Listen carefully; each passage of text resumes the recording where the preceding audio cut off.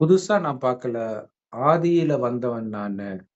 வந்தவன். ஆ ம். முந்தைய கல்பத்திலேயே எல்லாத்தையும் ஜெயிச்சுட்டு வந்தவன் நானு. வர்றது எதுவுமே புதுசு கிடையாது. வந்தது மறுபடியும் வருது. கண்டிப்பா நான் ஜெயிச்சுட்டேன் ஆம். ஆல்ரெடி.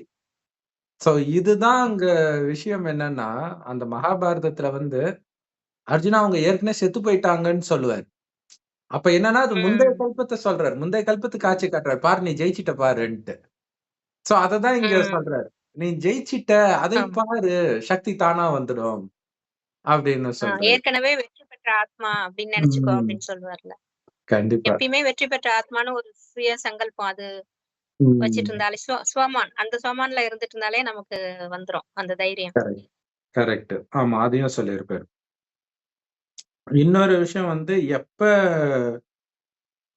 அதான் முந்தைய கல்பத்து ஞாபகம் வந்தா சக்தி வரும். புதுசுன்னு நெனச்சீங்கன்னா, பலகீனம்